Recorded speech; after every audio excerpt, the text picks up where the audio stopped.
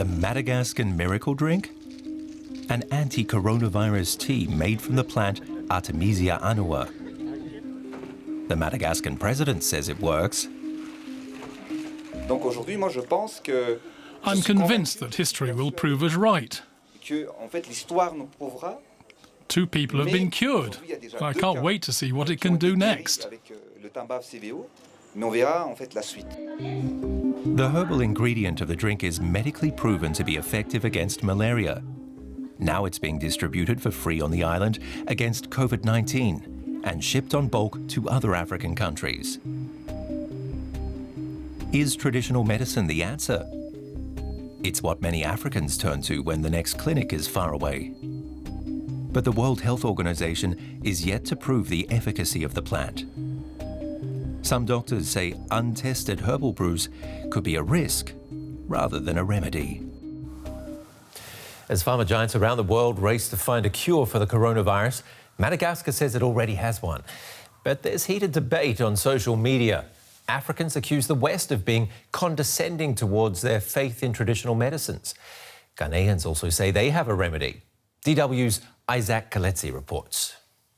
For more than 2 decades, Samuel Ajani Jima has been working as a herbalist.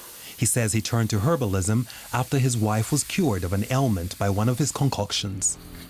Jima only works with local plants at this production facility close to Ghana's capital, Accra. He says they are preparing a remedy that can also treat COVID-19 patients. This drug can be used to treat coughs and malaria. Anyone who drinks it can also be cured of headaches. That remedy is not yet approved for use, but Jima has been producing it while awaiting approval from Ghana's Food and Drugs Authority. Herbal treatments are not uncommon in Ghana. At this health facility in Achimota, all patients are treated only with herbal remedies. Its owner also says his drugs can treat COVID-19. When you see that people are dying as well and so forth, we don't feel well. And that is why we are now hopeful and happy that we've come out with a medication that can help the whole world, to be able to fight this COVID-19.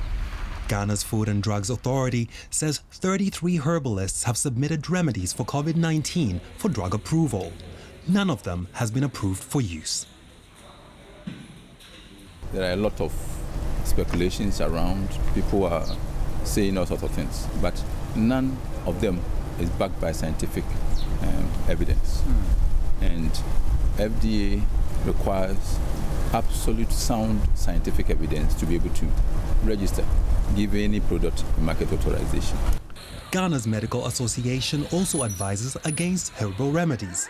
But at markets, herbal medicines are being touted as a means of preventing and fighting COVID-19. And much to the delight of herbalists, many continue to believe that they work. And that is keeping people like Samuel Ajani Jima busy. Niba Galini heads up the discipline of traditional medicine at the University of KwaZulu-Natal in Durban, South Africa, and is one of the leading experts in his field. How much faith do you personally put in traditional medicine, just in general? A lot, because of its history. It has stood the test of times over many generations. What do you think, though, about this herbal remedy from Madagascar? Is it going to stand the test of time? I'm very positive, yet I still am keen that there is proper science that is undertaken to really answer a number of questions. Look, this corona is new, it's a new virus to us, so it's not, although you link it with tradition, but you still need to make sure that you do the best science that you can do. OK, so we should look to science on this one, but in the meantime, what about all the people who are taking this? I mean, could it do more harm than good? From our knowledge, this is not a plant that is toxic. the challenge with humanity is that under these conditions, you don't know whether people will overdose themselves out of anxiety. But under normal circumstances, it's not a plant that is known to have any toxicity to humans. But it could give people a false sense of security, couldn't it?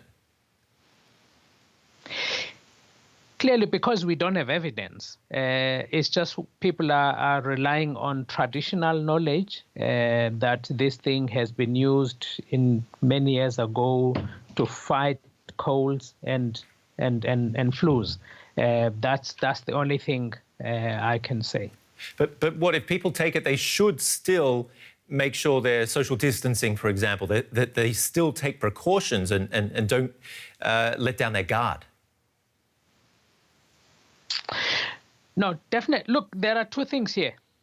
The first is that even if you don't take any of this product, you maintain the normal hygiene of all the ways to prevent yourself from contracting the virus, as well as you spreading the virus, because it's both ways.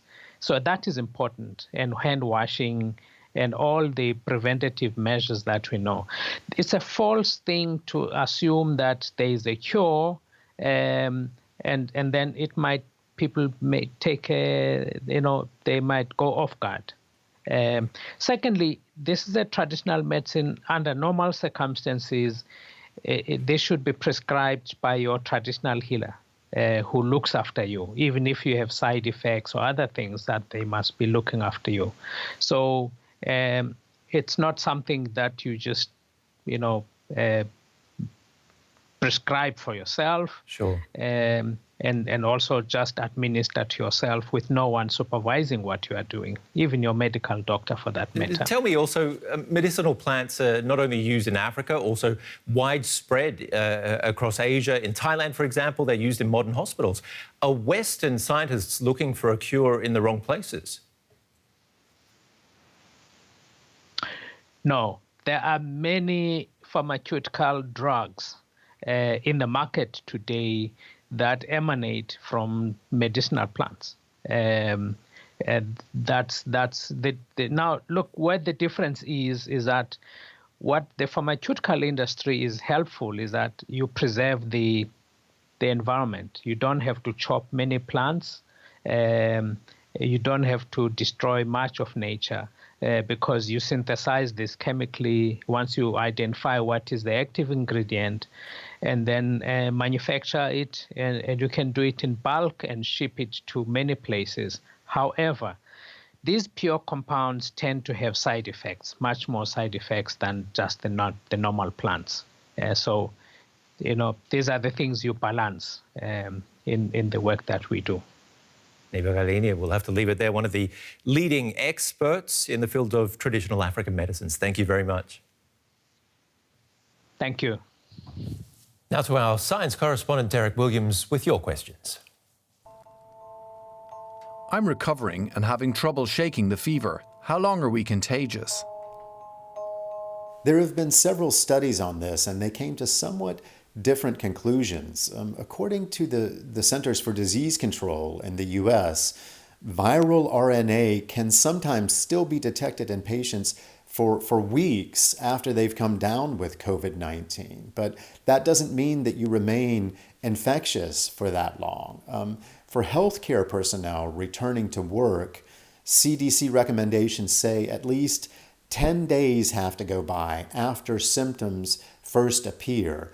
And of those, the person has to have been fever-free for at least the final 3 days of those 10 days, without any help from fever-reducing medications. And their other symptoms have to have improved as well. Other sources recommend waiting at least 14 days after symptoms appear before leaving quarantine. If COVID-19 tests are available, 2 can also be administered at least 24 hours apart. And if both of them turn up negative, then that person is generally considered to be non-infectious. Would injecting plasma from people who have already had COVID-19 into healthy older people keep them safe?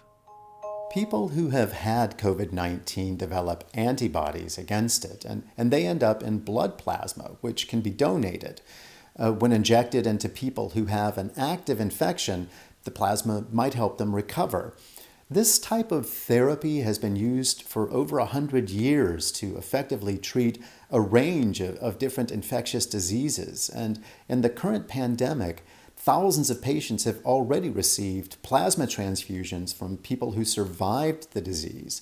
But could transfused antibodies also have a prophylactic effect, a preventive effect? If, say, someone from a high-risk group like the elderly were exposed, could plasma prevent them from getting the disease? We don't know yet.